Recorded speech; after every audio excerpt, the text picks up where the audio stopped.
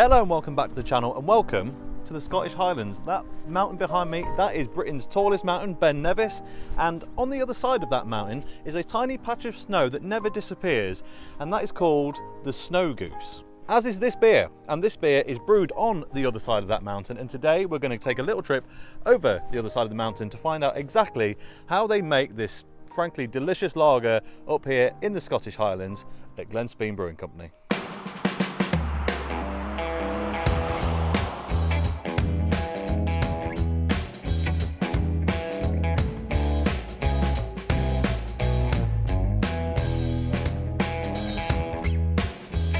Hello, welcome back to Glen Brewing Co. I was here maybe 2 years ago now to film some content, and yeah, we're back. And today we're brewing some beer. Today we're making this. It is their Snow Goose Lager. So join me and the team while we get to it and try and make some glorious Scottish Highland beer.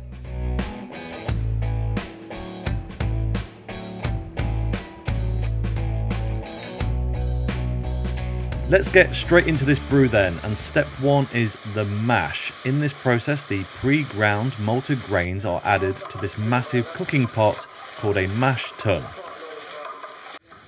As more grain is added to the mash tun, water is also added from the larger vessel on the left here, which is actually just a massive kettle. The water in the kettle here sits at 79 degrees Celsius before being transferred into the mash tun. Water and grain is added gradually whilst the mixture is continually moved around the vessel. This is to ensure consistent incorporation and to help spot any clumps of grain that would otherwise remain dry and not be properly processed. The grains going into today's brew are a huge amount of lager malt, some extra pale planet malt, a little torrefied wheat, a little Vienna malt and a sprinkling of caramel 10 for good measure.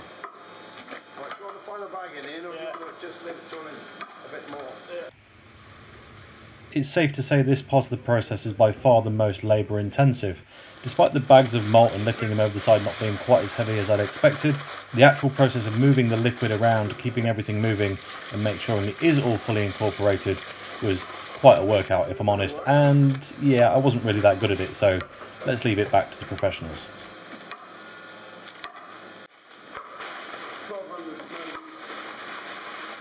The next step, though still very much part of the mashing process, is recirculation. Once the grains and hot water are thoroughly combined, the mash is left for around 1 hour to allow the natural starch in the malts to break down into more basic sugars suitable for fermentation. Whilst this process happens, the hot liquid, known as wort, is recirculated from the bottom of the mash tun back up to the top. This ensures constant movement and aids in both the yield of sugars from the grain and improves the clarity of the wort before moving on to the next stage, which is sparging and transfer. Once the mash is complete and the wort is ready, it is transferred to the vessel to the right, which is, to be honest, just another massive kettle. Whilst the transfer takes place, fresh hot water from the original kettle is passed through these spinning blades that act pretty much like a large sprinkler system. During this process, more water is added to once again improve the clarity of the wort, but also to extract any remaining sugars in the grain, and finally it allows the brew volume to be corrected more accurately as it enters the new kettle for the next stage. Since transferring such a large volume of liquid can take quite some time, that gives us a chance to take a sample from a brew done earlier in the week, in this case Glen Brewing Co.'s Amber Ale Red Revival, named after the local red squirrel population, to make sure that that one is also going to plan. And then we're on to the inevitable task of emptying out all of that spent grain from the mash tun to be recycled by local farmers.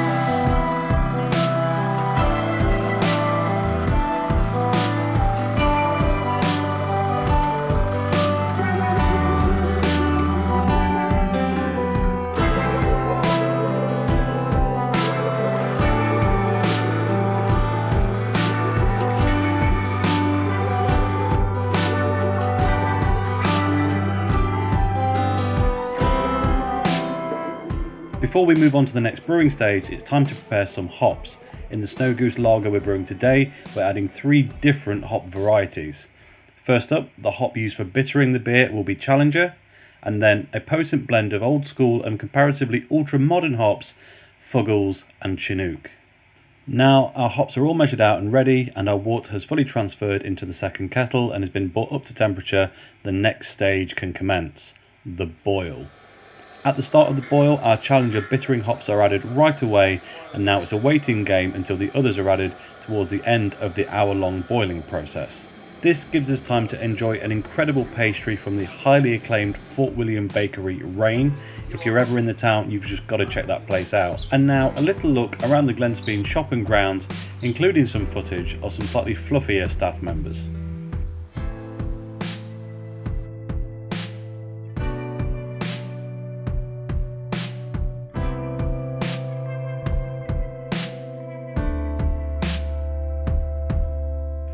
"45 minutes has now passed, so it's time for the secondary hop addition.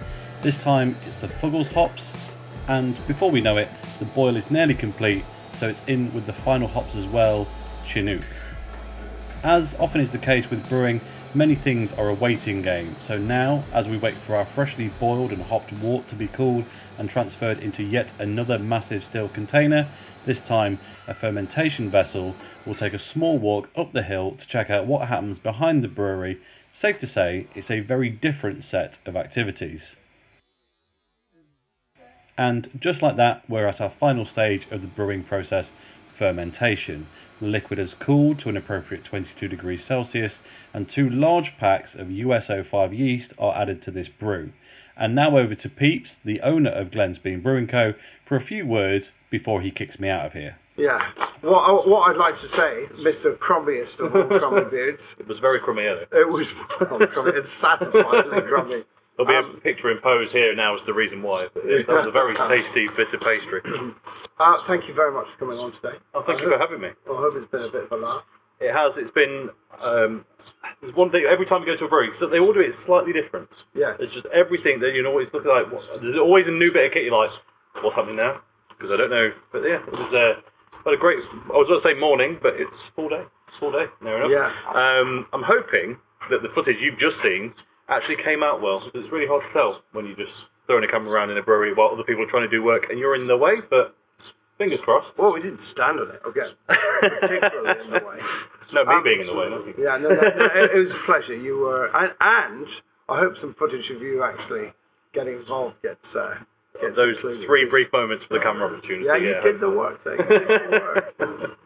Anyway, Maybe. thank you again. It won't always be something like this, so let's just make the most of it. There you go, just proof that the sun does shine in Scotland, and if you make it all the way up here, there's some fantastic beer to be had at Glenspeen.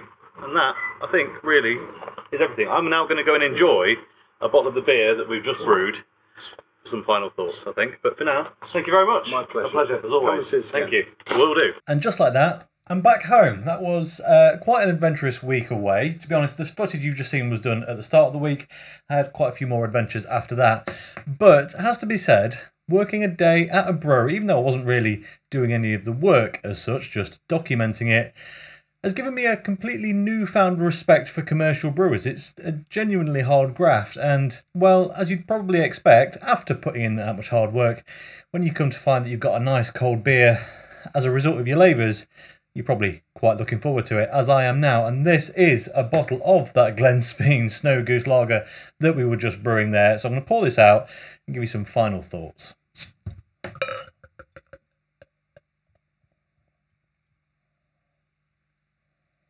There you go then, slightly excitable pour on that, but to be honest, I think the Europeans would be pretty pleased with it. As you can see, it is a fantastic golden lager with heaps of carbonation that we've created, and I mean, well, to be honest, I'm sat here recording this on the Friday afternoon after I got back from Scotland. I've had the majority of a week at work, and yeah, I'm looking forward to that. While we let that settle though, I've got just a few words I'd like to say before we get into the beer. First and foremost, of course, is thank you very much once again to Glen Speen for letting me film there and create this content, which I really hope you've enjoyed.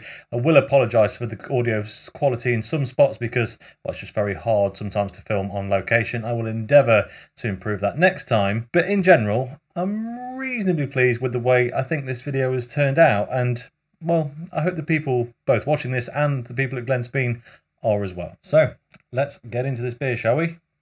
Cheers. That beer for me is just one of those comforting, refreshing, anytime, anywhere beers that always tickles the spot. I've reviewed this beer in full at least once, and probably, to be honest, more than on one occasion during live streams and stuff like that. It is so far away from your standard lager that if you go out buying this expecting a UK craft equivalent to a German Helles or a Pilsner or whatever, then you might come away a little bit disappointed is the wrong word, but just shocked, really. It's a bit richer than that. This isn't a cold conditioned bottom fermented lager. It's brewed as per kind of the traditional ale way, but that doesn't really matter in this case, and I actually think it's probably giving it a bit of its unique character. I think some people, when they first try this beer, will notice that there's actually quite a lot of sweetness to it. And actually what I think's happening here, whether intentionally or not, is a very interesting combination of the water used and the sweet lager malt that was in, well, let's be honest, quite a large volume in this beer. So what I think's happening with this very sweet flavour in this, because it is caramelly, but it's almost kind of verging into cinder toffee, that slightly smoky, slightly flamed, slightly more bittersweet, if anything. So what I think's happening is that sweetness from the malt is fusing together with some of the peated water. The water used for this beer is from a natural spring in the Highlands of Scotland. It's in peat bog. It's got those mineral qualities about it, and I think those two things are just forming together. And where in a traditional German lager you get kind of sweet roasted biscuit and then separate mineral water notes, I think that's all coming together with the different water profile that we've got here to create that slightly, as I say, almost, yeah, cinder toffee honeycomb kind of quality. And it's big, this beer. It's proper depthy, robust. It has got biscuitiness to it, don't get me wrong. It's not all about that kind of toffee sweetness. That's just a hint up front, really. And, oh, it really does just hit the nail on the head. That hop blend, I think a bit unusual, to be honest, but it works so well in this particular instance. And, yeah, I just can't help but go back for another swig. So flavourful, in fact, this is for a lager. I've got a funny anecdote about it. Oh, well, it was not that funny at the time. Sometime last year, I went up to Scotland. I did some touring. I went to Glen Speen, as I often do on the first day of arrival, to buy some beers for while I'm there for my trip. And, well, after a few days, we both started feeling a little bit rough, if I'm honest. We're just a bit, a bit of a cold, bit headachy, bit not very good. Did loads of COVID tests, negative. I think you can see where this is going. And anyway, by the end of my holiday, starting to feel good again. Not had a beer for the majority of it, which sucked a little bit, but, needs must. And then, so, sat down, cracked a beer, one of these, to enjoy on my last day before driving home. And I know this beer inside out. As I said, I've had it a lot. I really love it. I enjoy it immensely and, to be honest, in great volume at times. And that first sip, I knew immediately that it didn't matter what the test said, I got COVID, because I couldn't taste jot out of this. And it is the most just distinct, rich, alluring flavour. And I can't tell you how disappointed I was on both having contracted the dreaded C19 and, well, the fact that I couldn't taste my beer. So anyway, thankfully my taste eventually returned after about 6 weeks, but hey, we live to tell the tale, and we live to try the Snow Goose once again. So there you have it. If you're in the mood for something a little bit different, something distinctly Scottish and, well, above all else, absolutely delicious, head over to Glen Speen's website, order yourself a case, because it really is absolutely top stuff.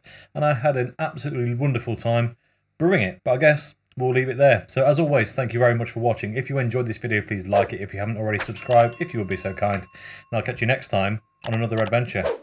Cheers.